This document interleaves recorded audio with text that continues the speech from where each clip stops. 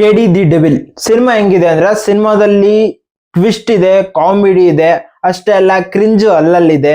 Songs ಸಗದಾಗಿದೆ, background score super ಆಗಿದೆ, quality ಮಾತ್ರ ಮಸ್ತ್ ಆಗಿದೆ.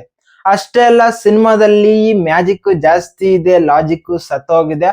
ಒಟ್ನಲ್ಲಿ ಸಿನಿಮಾ ಡೀಸೆಂಟ್ ಆಗಿದೆ.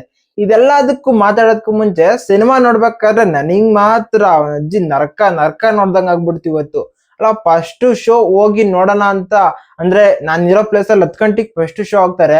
ಅವಾಗ ಹೋದ್ರೆ ಏನೋ ಪ್ರಿಂಟ್ ಇನ್ನೂ ಬಂದಿಲ್ಲ, ಡೌನ್ಲೋಡ್ ಆಗ್ತಾ ಇದೆ ಅಂತ ಒಂದು ಸಾಗ್ನ ಹೇಳ್ಬಿಟ್ಟು ಆ ಶೋನ ಕ್ಯಾನ್ಸಲ್ ಮಾಡಿದ್ರು. 2 ಗಂಟೆಲಿ ಶೋ ಸ್ಟಾರ್ಟ್ ಆಗ್ಬೇಕಾಗಿದ್ದು 2:45 ಸ್ಟಾರ್ಟ್ ಆಯ್ತು.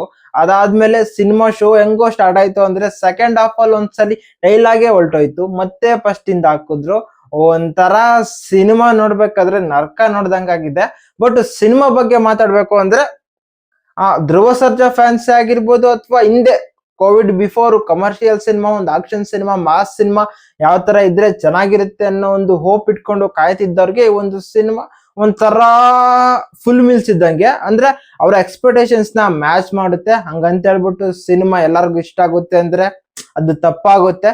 ಕಾಮನ್ ಆಡಿಯನ್ಸ್ಗೆ ಸಿನಿಮಾ ಇಷ್ಟ ಆಗುತ್ತೋ ಇಲ್ವೋ ಗೊತ್ತಿಲ್ಲ, ಬಟ್ ಫ್ಯಾನ್ಸ್ಗೆ ಮತ್ತೆ ಮಾಸ್ ಸಿನಿಮಾಗಳನ್ನ ಅಂದ್ರೆ ಹಿಂದೆ ಈ ತರ ಸಿನಿಮಾಗಳನ್ನ ಇಷ್ಟಪಟ್ಟಿರೋರಿಗೆ ಈ ಸಿನಿಮಾನು ಕೂಡ ಇಷ್ಟ ಆಗುತ್ತೆ. ಎಕ್ಸ್ಪೆಷಲಿ ಸಿನಿಮಾದಲ್ಲಿ ಅವಾಗ್ಲೂ ಹೇಳೋ ತರ ಸ್ವಲ್ಪ ಲಾಜಿಕ್ ಅಷ್ಟೊಂದು ಮಿಸ್ ಆಗಿದೆ.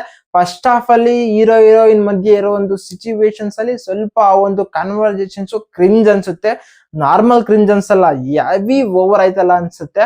ಅಷ್ಟು ಬಿಟ್ರೆ ಸೆಕೆಂಡ್ ಹಾಫ್ ಅಲ್ಲಿ ಬರೋ ಒಂದು ಡ್ರಾಮಾ ಎಲ್ಲ ಕನೆಕ್ಟ್ ಆಗುತ್ತೆ. ಬಟ್ ಫೈಟಿಂಗ್ ಸೀನ್ಸ್ ಅಲ್ಲಿ ಲಾಜಿಕ್ ಅಂತೂ ಮಿಸ್ ಆಗಿದೆ.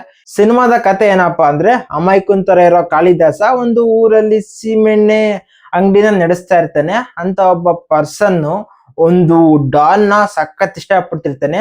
ಅಂತ ಒಬ್ಬ ಡಾನೇನೆ ಅವನ ಒಂದು ಫ್ಯಾಮಿಲಿನ ಸಾಯಿಸ್ತೀನಿ ಅಂತ ಅಂದಾಗ ಅವನ ರಿಯಾಕ್ಷನ್ ಏನಾಗುತ್ತೆ, ಅವನ ಯಾವ ತರ ಡಾನ್ ಆಗಿ ಅಥವಾ ಗ್ಯಾಂಗ್ಸ್ಟರ್ ಆಗಿ ಅಥವಾ ಒಬ್ಬ ರೌಡಿ ಆಗಿ ರೆಬಲ್ ಆಗಿ ಚೇಂಜ್ ಆಗ್ತಾನೆ ಅನ್ನೋದೇ ಒಂದು ಸಿನಿಮಾದ ಮೇನ್ ಸ್ಟೋರಿ ಲೈನು.